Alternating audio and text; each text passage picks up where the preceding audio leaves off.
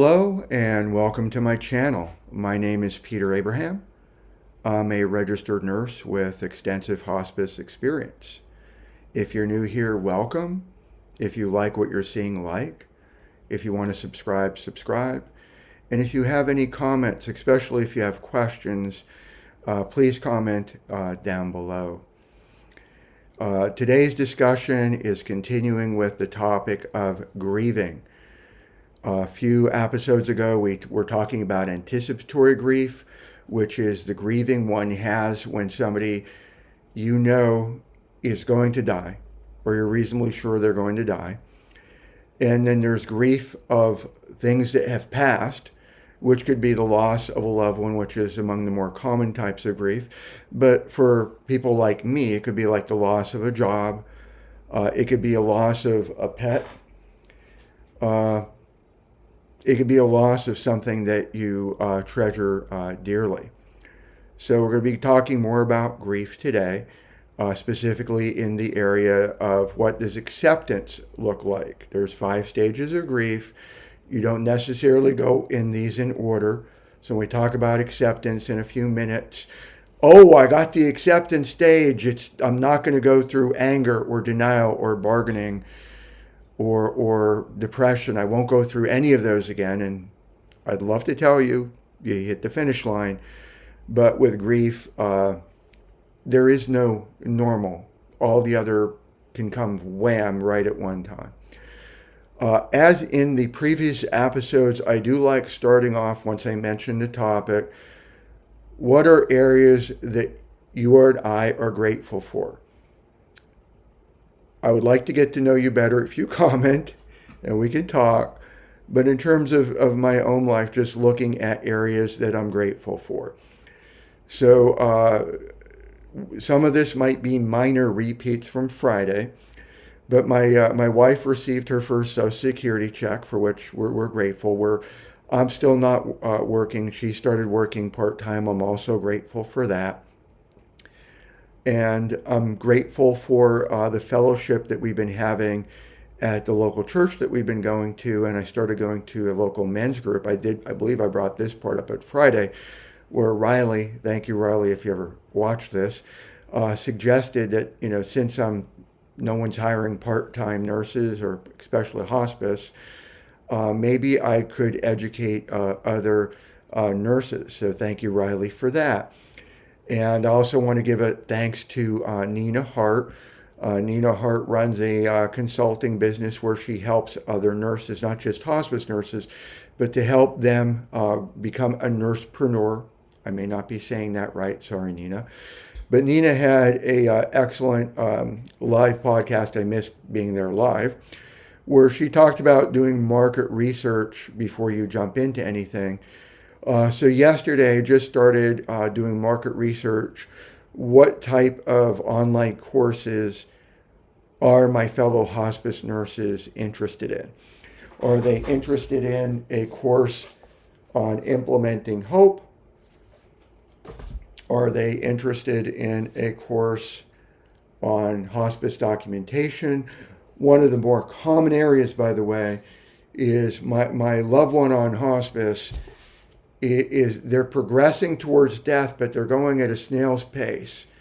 What do I chart? And I do want to give a shout out to Shelley, who is one of the founders of the Amity Group, who publishes on TikTok and YouTube and LinkedIn on a very regular basis, giving advice in those areas. And I do appreciate her videos. I do have several of her, actually, I think it's 2 of her books on hospice documentation. Mine do not replace Shelley's books. So if you're ever wondering, should I buy Peter's books or should I buy Shelley's books? I'm biased. To me, they're both good.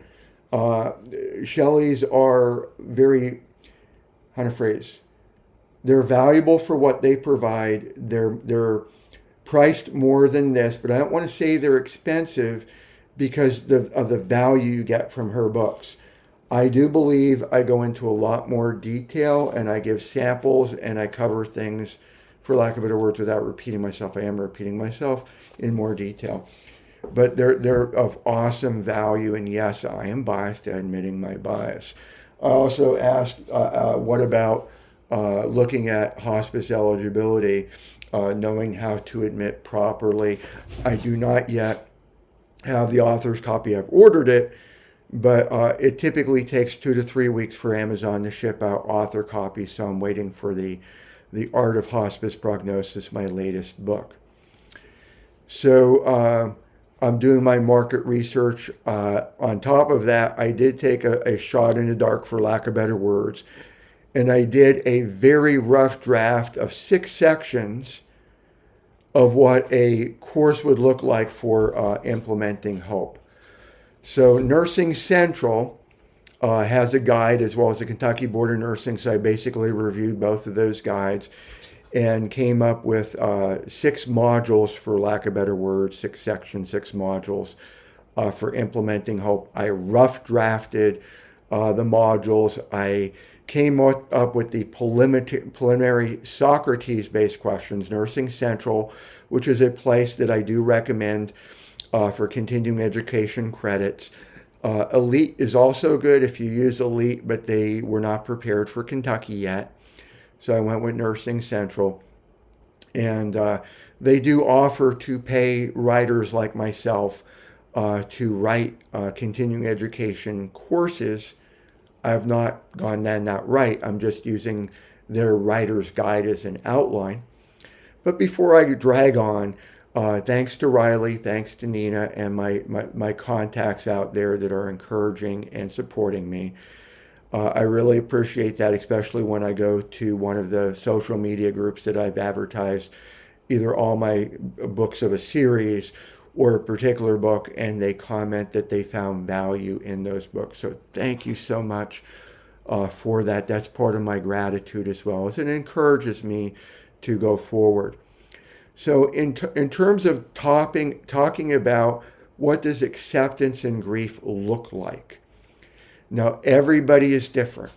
It is unbelievably common for me to read in a social media group for hospice patients, is this normal? Is this typical? And close to 100% of the time, the answer will be yes. Because none of us fit in a book. Everybody's different. Now, there is such a thing as clinical depression, clinical rated grief, where you should definitely get help, especially if you're thinking of harming yourself, especially if all you see is darkness.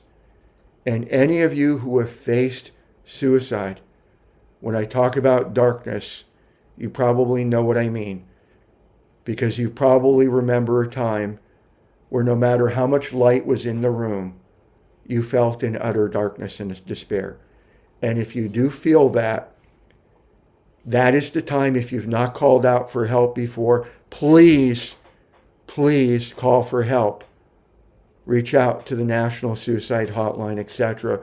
Call a friend, call a pastor. Reach out for help. You matter. So speaking of acceptance, acceptance is where we get to a point where, while we may battle denial and anger and depression and bargaining and all those other feelings, we've come to a plateau where the feelings don't hit us as hard. So if we get those moments of anger, it's not as intense. If we get those moments of trying to bargain over it, it's not as intense. And especially if you have a family member or a friend saying, is that a little bit melodramatic? Is that a little bit exaggerated? What are you grateful for? We talked about being grateful. So in terms of my own life, I dealt with the loss of my father-in-law, who was like a father to me. He had a booster. I won't say much about safe and effective, massive brain bleed, but that's what we're talking about. And died of a massive brain bleed very suddenly. And that was in 2022. And then in 2023, my mother-in-law, due to Alzheimer's. And a few weeks later, not even knowing that she was doing poorly, my biological mother, who gave me up for adoption, my brother-in-law, Raymond. Hi, Raymond, if you're ever watching this. called to let me know that she died of COPD. And then in June of last year, I, who adore being a hospice nurse, uh, that hit me. I was numb. I'd like to say like a rock, but it was more like numb. Everything's numb all over. And this past week, when we talk about how you know you've reached an accepted stage, this past weekend, I was dealing with sadness. Like I'm still trying to find part-time work. I've sent my resume out. I am sending my resume out. I'm looking on Indeed. I had somebody reach out to me today from LinkedIn. Um, but everything, it's like travel nursing where it's full time, or 12-hour shifts, which even if it's 2 days in a row, um, 12-hour shifts, for those of you who worked them, it's rarely 12 hours. Maybe if it was in a clinic office setting, maybe. But I've done clinic when I worked for WellSpan Urgent Care, and you don't get to put the glow sign on the door fast enough, and somebody comes in. You're not going to kick them out, even though you're now running an hour off schedule. That would be uncompassionate. And healthcare is supposed to be about compassion. So I know my limits. The art of war is know thyself. So for me, 4 hours, 8 hours, 10 hours, even if it was 4 days a week at 10 hours, which some may argue that would be full time at 40 hours a week, that would be acceptable to me. But anyway, going over my feelings, and my wife, who I love dearly, Laura, said, and I'm not quoting, but why can't you be content with what God brought to you? I've been writing books since July. Last week, I published my 42nd book, my 16th book in the Hospice Nursing Excellence series. Why can't you be content? This is where God has you.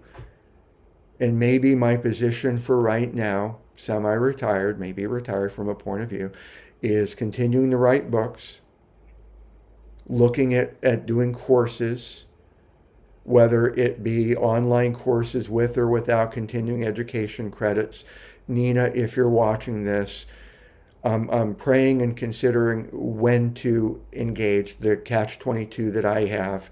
And I'm not saying this to get discounts, but the only revenue I am bringing in is in thanks to these books, for which I'm grateful for the sales. And right now, even though February was a very slow start, we're up to 340 books as of today. And we may hit 3,000 in royalties before February is over. That's in completely God's hands, and it reminds me so much that I have to rely on God's provision every day. And that's not a small chunk of anything. That's a very significant amount. Some people don't even make that much in Social Security. It is more than what Laura is bringing in Social Security, but it's variable. And so I'm grateful for God. I'm grateful for you who are reading and buying my books. But acceptance came to me when Laura said that and the light bulb hit. You know what? You're right. And husbands and wives, if your spouse is correct, it's okay to let them know that they're right. They're not going to get a big head. And if they do, God will handle it. So that's what acceptance looked to me as it related to getting over or dealing with the loss of a job. Am I going to still grieve the loss of a job? Am I going to have another time period where I wish I was back out in the field? Absolutely. And as it relates to the people I've lost in my life, you never get over them. I've shared in previous episodes when my wife and I go shopping or I go by myself, all I have to do is pass angel food cake in the aisle and I'm thinking of my grandmother. Or there might be a time where I'll remember, because I did have the opportunity to meet my birth family, not my biological father. I was conceived in rape. That is one of many reasons why I'm pro-life without exceptions, because the baby didn't do anything. I didn't commit the crime, and neither did any innocent victim.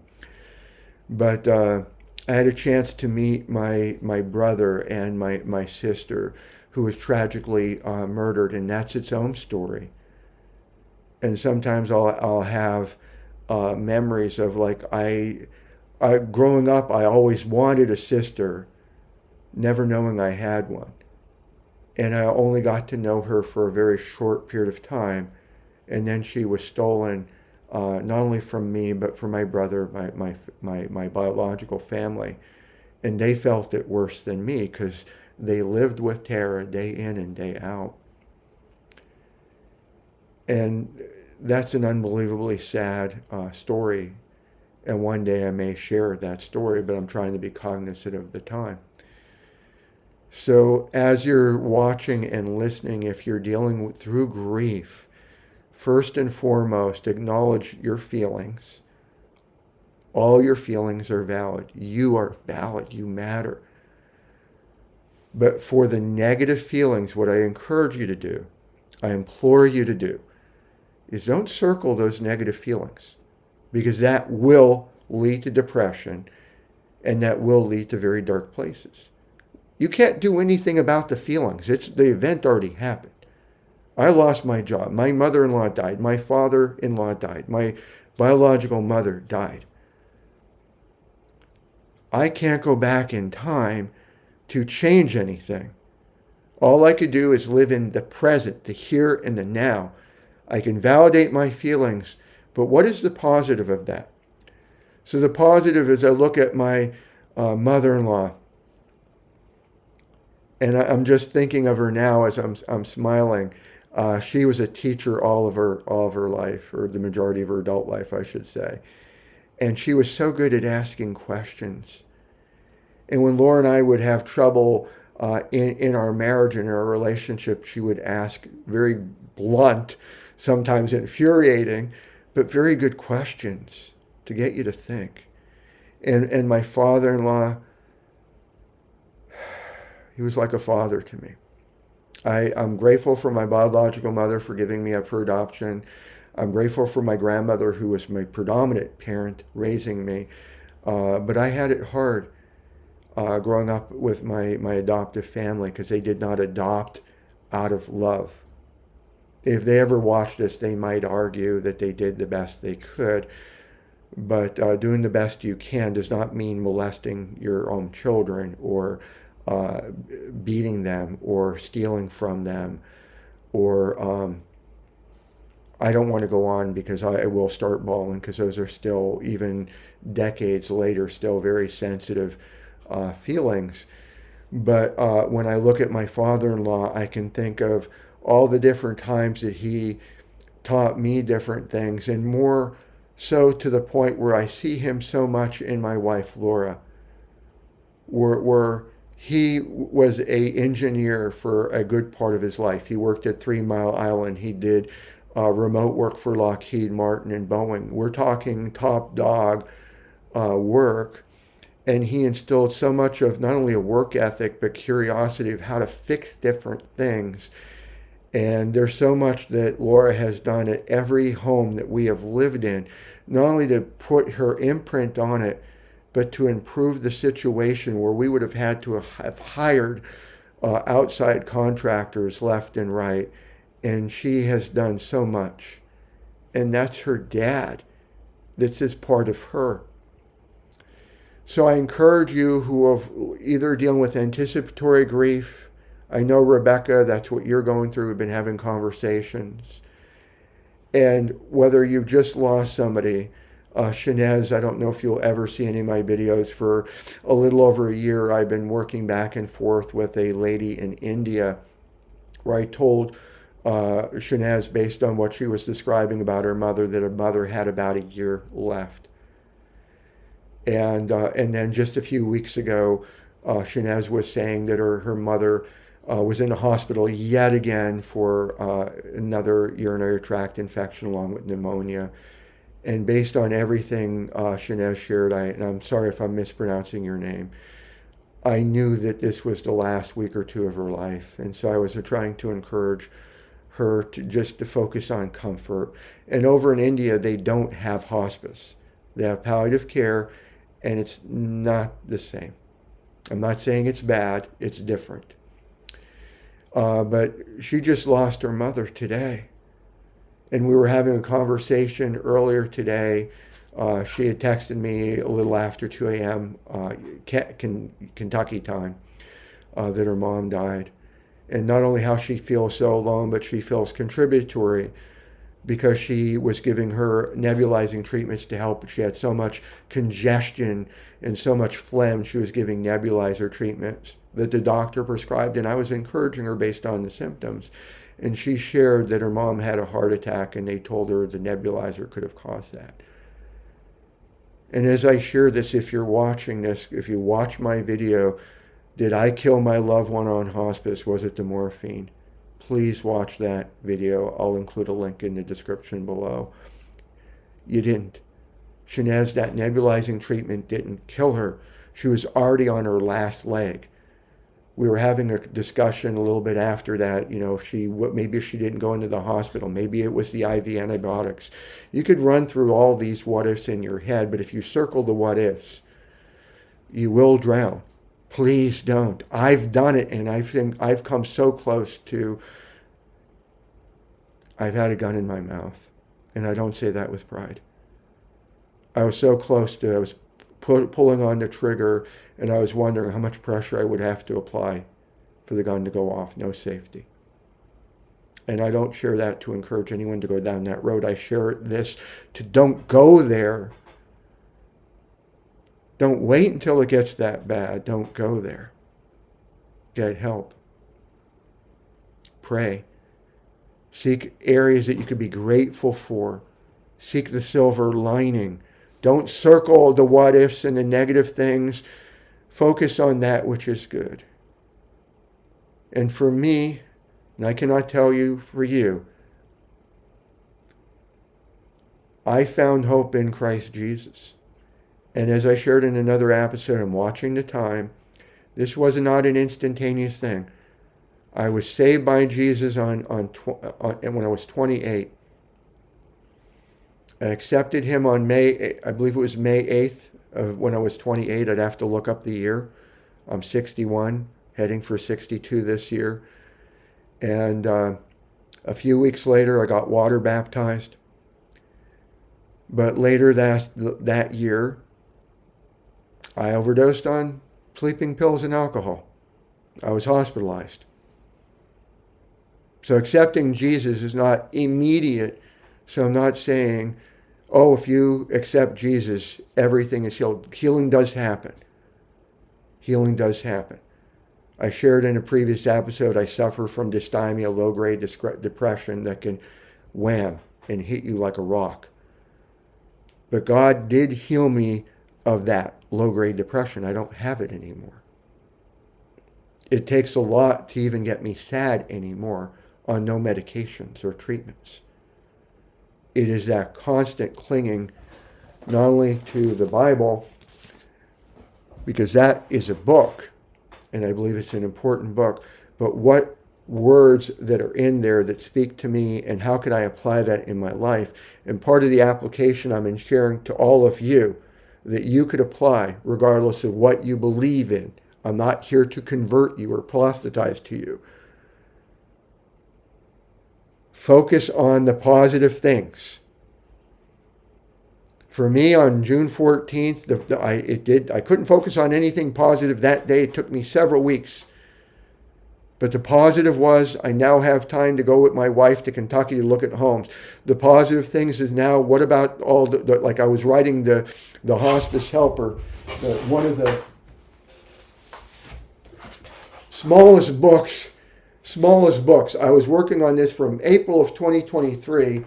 It wasn't the first book I published, but I was literally getting like a couple words or a couple paragraphs, a good week where I got a chapter done. Wow. Now I have time, and the first book that I published was this book. I have time to do that. I have time to go to Kentucky I have time to get out of my comfort zone. And where I'm going to be ending very shortly is I actually signed up for March 1st to go to a pain management class. Did have to pay a small fee. It's through with the Kentucky Nursing Association. Thank you, Kentucky Nursing Association. Where I'm going to be getting up like at 4 a.m. in the morning. Not my favorite thing to do. To drive about an hour and a half to northeast Kentucky to go to a several-hour class. Getting home later that day, and just to be out of my comfort zone. God gave me those opportunities. I'm taking them. So, in summary, focus on gratitude. In summary, you'll know that you get to the acceptance phase when the other phases rear their heads up and they don't impact you the same. They impact you less. So I do appreciate you watching. If you have any questions, I don't know it all, but I'm willing to talk. I'm willing to share. I'm willing to answer. Here's what I do know. I hope it works for you. I'm not establishing a nurse-patient relationship. I'm not trying to sell you anything. If you buy my books, I'm grateful. But if you don't, I'm grateful too. But thank you for your time, and God bless.